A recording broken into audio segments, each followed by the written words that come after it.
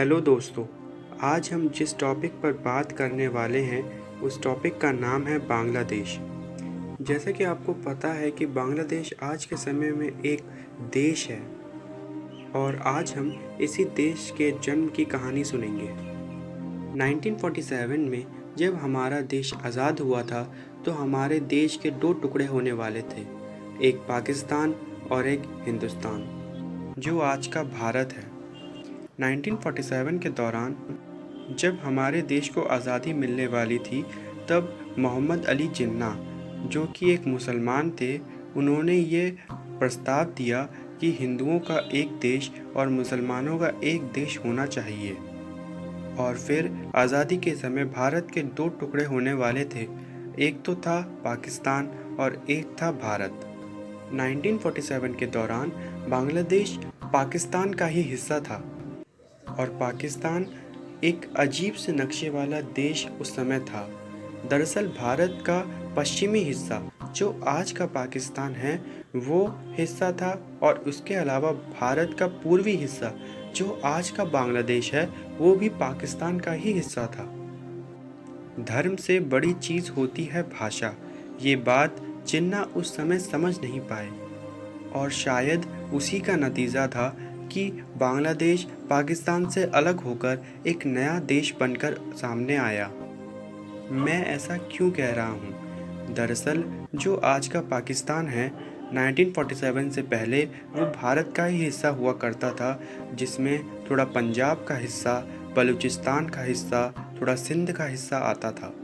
और जो आज का बांग्लादेश है वो उस समय भारत के बंगाल राज्य का हिस्सा हुआ करता था, तो वहाँ पर बंगाली बोलने वाले लोग थे। और वो हिस्सा जो आज का पाकिस्तान है, वहाँ पर बलूची, सिंधी और पंजाबी बोलने वाले लोग थे। लेकिन जब जिन्ना ने पाकिस्तान के बनने की घोषणा करी तो उन्होंने पाकिस्तान की राष्ट्रीय भाषा उर्दू रखनी चाहिए, क्योंकि पाकिस्तान को वो एक मुस्लिम देश बनाना चाहते थे। इसीलिए उन्होंने उर्दू भाषा को पाकिस्तान की राष्ट्रीय भाषा बनाने की कोशिश करी और उन्होंने बनाई। और इसी भाषा का मतभेद पाकिस्तान के बनने के बाद से ही दिखने लगा। चीज़ें खिंचती रहीं, चलती रहीं। 1970 तक तो पाकिस्तान में पूरी तरह से चुनाव हुए ही नहीं थे। मतलब 52 में एक बार हुए, 57 में एक बार हुए, लेकिन वो दोनों चुनाव बहुत ही लिमिटेड थे। 1970 के समय वहाँ के सैनिक तानाशाह पाकिस्तान के थे याहिया खान।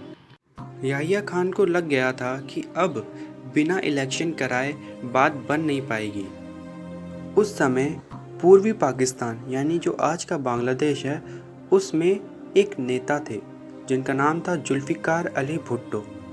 इनकी पार्टी का नाम था पाकिस्तान पीपल्स पार्टी।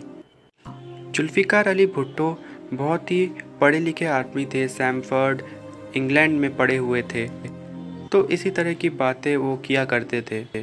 उन्होंने इलेक्शन से पहले नारा दिया कि हम सबको रोटी कपड़ा मकान देंगे। और याहिया खान ने भी जुल्फ़िकार अली भुट्टो से अंडरस्टैंडिंग कर रखी थी कि अगर जुल्फ़िकार अली भुट्टो प्रधानमंत्री बनेंगे तो मुझे वो राष्ट्रपति बना देंगे। इसके अलावा एक और नेता थे, वो भी पूर्वी पाकिस्तान से ही थे, जिनका नाम था शेख मुजीब। इनकी पार्टी का नाम था मुस्लिम आवाम। इनका नारा था कि अगर हमारी पार्टी इलेक्शन जीतती है तो हम बंगाली भाषी लोगों को उनका आत्मसम्मान दिलवाएंगे, बंगाली भाषा को स्टेटस दिलवाएंगे, पाकिस्तान की ब्यूरोक्रेसी में बंगाली भाषाओं वाले लोगों को स्टेटस दिलवाएंगे। और ऐसी ही बातें इन्होंने अपने इलेक्शन से पहले नारे में की थी। इलेक्शन हुआ। उस समय पूर्वी पाकिस्तान के हिस्से में लगभग 1 करोड़ के करीब आबादी थी और इसीलिए पाकिस्तान की असेंबली में आधे से ज़्यादा सीटें बांग्लादेश से ही होती थी। इलेक्शन हुए और इलेक्शन में जुल्फ़िकार अली भुट्टो की जगह शेख मुजीब जीत गए, वो भी लगभग सारी की सारी सीटों पे जो बांग्लादेश की थी। और इस वजह से पाकिस्तान की नेशनल असेंबली में 150 सीटों पर बहुमत पूरी हो जाती थी, लेकिन वो 160 सीटों के साथ बहुमत के साथ जीत गए। अब याहिया खान और पश्चिमी पाकिस्तान के लोग परेशान हो गए। याहिया खान को बंगाली मुस्लिमों पर भरोसा नहीं था। उन्हें लगता था कि अब ये लोग हमारे ताकत को हमसे छीन लेंगे। तो उन्होंने इलेक्शन होने के बाद, रिज़ल्ट आने के बाद पाकिस्तान की असेंबली को ही नहीं बुलाया और उसके अगले दिन घोषणा कर दी कि पाकिस्तान के प्रधानमंत्री जुल्फ़िकार अली भुट्टो ही होंगे, जो इलेक्शन जीते भी नहीं थे। क्योंकि मैंने आपको शुरुआत में कहा था ना कि उन्होंने जुल्फ़िकार अली भुट्टो के साथ अंडरस्टैंडिंग बना रखी थी कि अगर आप प्रधानमंत्री बन जाओगे तो मुझे प्रेसिडेंट बना देना, इसी वजह से। तो इस बात को फिर पूर्वी पाकिस्तान के लोग क्यों मानते? वो सारे के सारे आंदोलन करने लगे। जैसे ही ये घोषणा हुई उसके 2-4 दिन बाद ही शेख मुजीब ने सविनय अवज्ञा आंदोलन, सिविल डिसोबीडियंस मूवमेंट इंग्लिश में कहते हैं, उसकी घोषणा कर दी। ये सब कुछ लगभग मार्च महीने में 1971 में हुआ था। तो याहिया खान ने एक पाकिस्तानी संगठन होता है रज़िया संगठन, इस रज़िया संगठन में जो लोग होते हैं वो अपने धर्म की रक्षा के लिए हिंसक कार्रवाई में भाग लेते हैं। उन लोगों को बंगाली पाकिस्तानियों के पीछे लगा दिया और सैनिकों को आदेश दिया कि वो बंगाली भाषी लोगों को कुचल दें। ऑपरेशन सर्च लाइट कहते हैं इसे। जब ऐसा हुआ तो सभी सैनिकों ने, रज़िया संगठन के लोगों ने बंगाली भाषी लोगों को चुन चुन कर मारना शुरू कर दिया। बंगाली मुसलमानों को, बंगाली हिंदुओं को, सभी आंदोलन करने वालों को, सभी को चुन चुन कर मारने लगे। तो बांग्लादेश में जो लोग आंदोलन कर रहे थे वो बेचारे अब कहाँ जाएं? वो बेचारे भाग के भारत की ओर आने लगे। और उस समय भारत में आने का मतलब था कि थोड़ा त्रिपुरा की तरफ जा सकते थे, थोड़ा असम की तरफ जा सकते थे, थोड़ा मेघालय की तरफ जा सकते थे, मणिपुर की तरफ जा सकते थे।